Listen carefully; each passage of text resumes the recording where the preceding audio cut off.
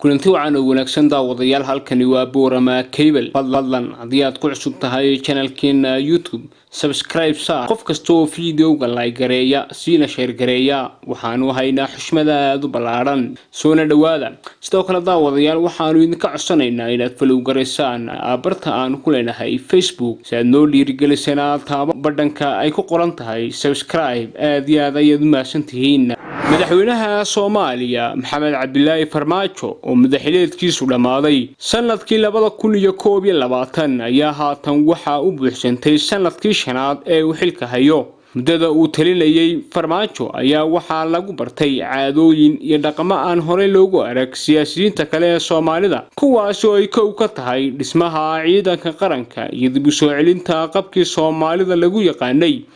intaas oo u dheer tahay hab dhaqanka uu la macaamilo wadamada shisheeye hadaba mawduucani waxaanu diiradda ku saari doonaa qaabka uu madaxweyne Farmaajo u bixiyo salaanta mararka uu safarka u baxayo mararka uu kulamada la yeelanayo madaxda caalamka iyo sidoo kale madaxda Soomaalida xataa mararka uu ka qayb galayo munaasabadaha kala duwan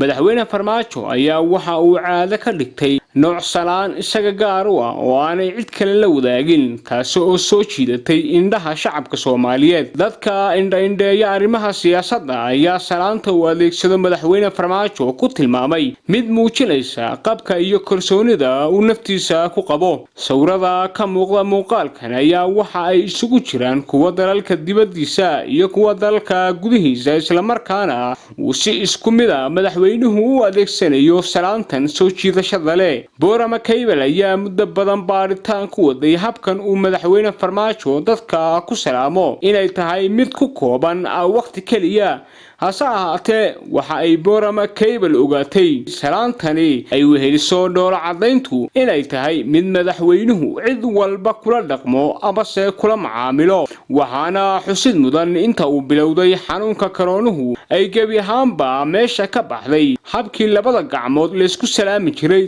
beddelkeedana dusha sare la iska wada salaamo laakiin madaxweyne Maxamed Cabdilaahi Farmaajo waxa uu noqday mid salaanta u bedelay tani sawirka ka muuqata inkastoo salaanta madaxweynuhu adeegsado ay dad badan ku macneeyeen mid ay dhaqan ahaan aad u isticmaalaan dadka Hindida hadaba daawade adiga maxay kula tahay salaantani madaxweyne Farmaajo uu isticmaalo aad iyo aad ayaad ugu maasantihiin daawashada muuqaalkan fadlan si share gareelana wadaag asxaabtaada